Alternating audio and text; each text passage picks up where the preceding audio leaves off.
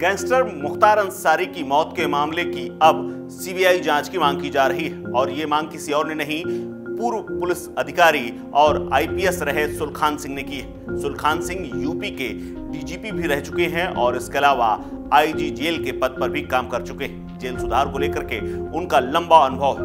उन्होंने ये बात कही है कि इस मामले की चूंकि कैदी राज्य सरकार का जिम्मा होता है, राज्य सरकार की अभिरक्षा में होता है, ऐसे में उसकी सुरक्षा करना उनका दायित्व है। अगर सरकार की अभिरक्षा में किसी व्यक्ति की मौत हुई है तो उसकी जवाबदेही तो होनी ही चाहिए और ऐसे में इस पूरी घटनाक्रम की जांच अगर सीबीआई से हो जाए तो दूध का दूध और पानी का पानी हो जाएगा। दरअसल सुलखान सिंह ने एक उदाहरण भी दिया है। उन्होंने कहा है कि जेलों में ऐसी घटनाएं हो सकती हैं, इससे इनकार नहीं किया जा सकता क्योंकि तमाम पुलिस अधिकारी फर्जी एनकाउंटर से लेकर के तमाम घटनाओं में जेल के अंदर बंद है। ऐसे में हो सकता है कि कोई मिली भगत रही हो, लेकिन अगर जवाबदेही की बात है तो इस मामले की सीबीआई जांच हो जाए तो सब कुछ क्लियर हो जाएगा। क्या कुछ कहा है सुलखान सिंह ने, सुनिए। कोर्ट में भी उसने कहा था कि मुझे स्लो पॉइजन दिया जा रहा है, तो इस पर क्या कहेंगे?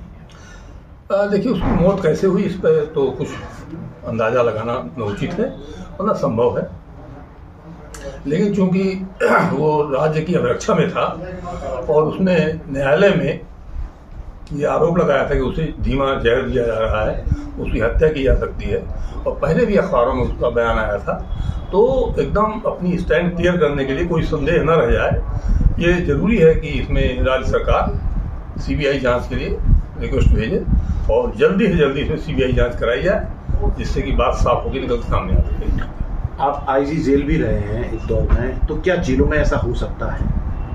जिस तरीके से उसने बात कही है, तो क्या जेलों में भी इस तरीके का काम हो सकता है? जेल नहीं, देखिए, होने को तो कुछ भी हो सकता है। पुलिस वाले फर्जी मुठभेड़ कर सकते हैं। करीब 250 पुलिस वाले इस समय जेल में हैं, सजा याफ्ता और अंडर ट्रायल मिला करके।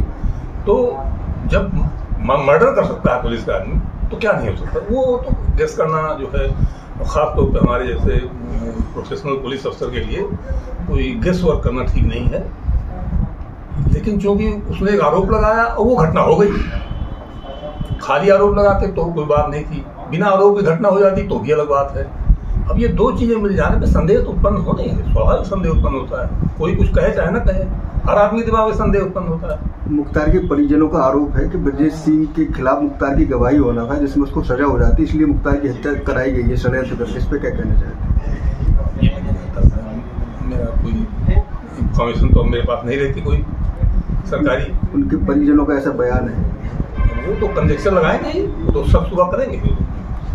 जब मुख्तार अंसारी ने आरोप लगा दिया, वो घटना हो गई, वही घटना उसके बाद तो फिर तो देखिए लोग गेसो भी करेंगे और जिनके परिवार का आदमी मरता है वो आदमी भावना में सही गलत कुछ भी बोलता है। तो यही तो एयर क्लियर हवा की साफ करनी है। इस संदेह की हवा जो पैदा हो रही है तो साफ करना बहुत जरूरी है।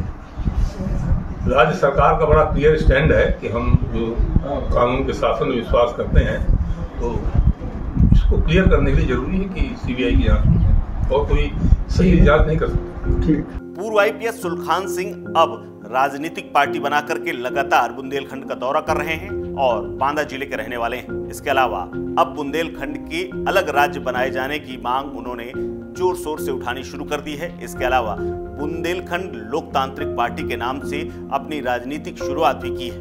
अब ये भी कयास लगाए जा रहे हैं कि हो सकता है सुलखान सिंह ने बतौर एक पुलिस अधिकारी और राजनीतिक पार्टी के संरक्षक के तौर पर भी आरोप लगाए हों और ये मांग की हो। हालांकि इसके बारे में विशेष बात उन्होंने नहीं कही। उन्होंने ये कहा कि एक पुलिस अफसर और प्रोफेशनल होने के चलते आशंकाओं पर बात नहीं की जा सकती, लेकिन अगर कोई मांग कर रहा है, कोई सवाल उठ रहा है तो उसका जवाब सरकार को देना चाहिए। इस खबर में फिलहाल इतना ही। अपडेट्स के लिए बने रहिए वन इंडिया हिंदी के साथ।